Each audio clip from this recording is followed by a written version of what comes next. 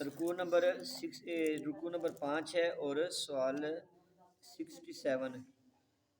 عزیز مصر نے آپ کی بے گناہی دیکھ کر بھی آپ کو کیوں قید میں ڈالا تھا؟ جب اس بچے نے گواہی دے لی اور پھر اس کو پتہ چل بھی گیا کہ حضرت یوسف علیہ السلام بے گناہ ہے، تو کیا اس نے یہ پھر قید میں کیوں ڈالا؟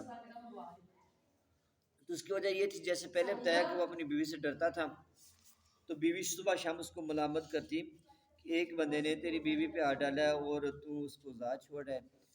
لیکن اصل میں اس کی بیوی کا مقصد یہ تھا کہ جب وہ اس کے اندر یہ انتقام کی آگ تھی کہ مجھے اس نے بات نہ مان کے مجھے ذلیل رسوا اور شرمندہ کر دیا ہے۔ مطلب یہ کہتے کسی کہ جب پنڈت گئی ہیں ہاتھ بھی کچھ نہیں آیا۔ اور دوسرا یہ تھا کہ عزیز مصر کے ذہن میں یہ بات بھی تھی کہ چلے میں بہانے سے اس کو یوسف علیہ السلام کو قید کر دیتا ہوں، کیونکہ بیوی تو پھر بھی اس کی تھی، بدنامی تو پھر بھی اسی کی تھی۔ اس نے کہا چلے میں ان کو یوسف کو قید کر دیتا، اس لیے بے گناہ سمجھنے کے باوجود عزیز مصر نے قید کیا گلا دوستان۔ جب حضرت یوسف علیہ السلام قید خانے میں گئے تو ساتھ میں 2 قیدی بھی تھے، اور وہ دونوں قیدی کون تھے؟ وہ دونوں قیدی جو بادشاہ تھا نا بیٹا، عزیز مصر، عزیز کا مطلب ہے کہ وہ گورنر تھا یا وزیر اعلیٰ تھا یا خزانچی تھا، اصل بادشاہ اور تھا۔ تو وہ بادشاہ کا نام تھا ولیدین بن سروان۔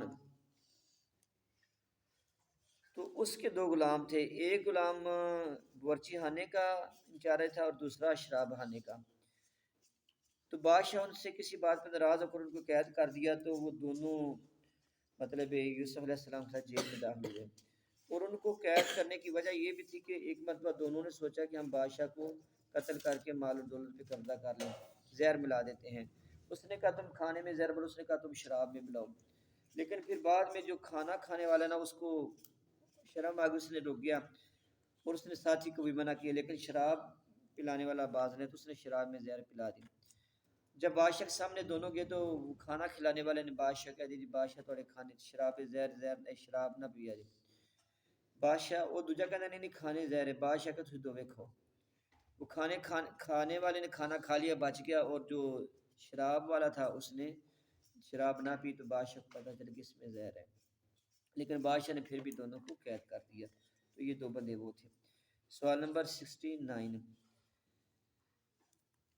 قید خانے کے اندر انہوں نے حضرت یوسف کو کہا تھا کہ انا نراک من المحسنین، اے یوسف ہم آپ کو نیک سمجھتے ہیں۔ تو انہوں نے حضرت یوسف کو نیک کیوں کر کہا؟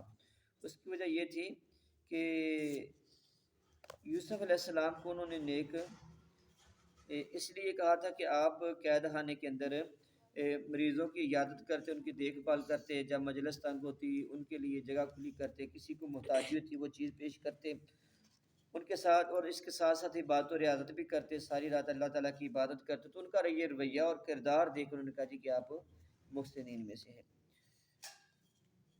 ایک دن دونوں قیدی بیٹھے ہوئے تو انہوں نے حضرت یوسف علیہ السلام کو آزمانے کے لیے سوال کیا۔ تو سوال یہ آئے گا کہ جو انہوں نے سوال کیا تھا یوسف علیہ السلام سے، خواب کی تعبیر پوچھی تھی، وہ حقیقت تھی یا ایک آزمائش تھی؟ اس میں 2 اقوال آتے ہیں۔ 2 اقوال، پہلا قول یہ ہے کہ یہ حقیقت تھی کہ جو انہوں نے خواب دیکھا، ایک نے یہ خواب دیکھا کہ میں شراب انگوروں کو نچوڑ کر اس سے شراب بنا رہا ہوں، اور دوسرے نے کہا کہ میرے سر پہ روٹیاں اور کوے کھا رہی ہیں۔ تو ایک قول یہ ہے کہ انہوں نے بطور حقیقت کے طور پر انہیں یہ خواب دیکھا۔ تو یوسف علیہ السلام نے کہا کہ نہیں، جو مطلب شراب دیر بنا رہا ہے تو وہ بادشاہ کا دوبارہ پھر ساقی بن جائے گا، اور جس کے سر سے روٹیاں کھائی جا رہی ہیں اس کو پھانسی ہو جائے گی۔ دوسری طرح اس کی یہ کہتے ہیں کہ انہوں نے حضرت یوسف کو آزمانے کے لیے یہ بات کی تھی اور بطور مذاق کی تھی۔ تو جب یوسف علیہ السلام نے کہا کہ نہیں ایسا ہوگا، تو انہوں نے کہا جی ہم تو مذاق کرتے۔ یوسف علیہ السلام نے فرمایا جو ہونا تھا وہ ہو گیا۔ یہ آگے سوال پھر بیٹا یہ دوبارہ آئے گا۔ پھر سوال نمبر 73 ہے، حضرت یوسف علیہ السلام نے ان دونوں قیدیوں کے کس کھانے کے آنے کی بات کی تھی؟ یوسف علیہ السلام نے کہا تھا نا کہ میں تمہارا کھانا آنے سے پہلے ہی تمہیں خواب کی تعبیر بتا دوں گا۔ تو اس سے مراد وہ کھانا تھا کہ جو انہیں گھر سے آتا تھا، اور اس میں یوسف علیہ السلام کی علم غیب کا ثبوت ہے کہ یوسف علیہ السلام نے اپنے علم غیب سے یہ بتا دیا تھا کہ ان کا گھر سے کھانا بھی آئے گا اور میں کھانا آنے سے پہلے خواب بھی بتا دوں گا۔ اگلا سوال یہ ہے کہ جو حضرت یوسف علیہ السلام نے یہ غیب کی بات بتائی تو یہ کیا کہانت تھی یا کوئی ٹیوا تھا یا کوئی معجزہ تھا؟ تو اس کا جواب یہ معجزہ تھا، یہ آپ کا معجزہ تھا کہ اللہ تعالیٰ اپنے انبیاء کو علم غیب عطا فرماتا ہے۔ سوال نمبر 75 یہ ہے، جب حضرت یوسف علیہ السلام نے ان کو خواب کی تعبیر بتانی تھی نا، تو خواب کی تعبیر پر بتانے سے پہلے انہیں اللہ کی توحید کی دعوت دی اور پھر اپنے خاندان کا ذکر کیا۔ ایسا کیوں کیا؟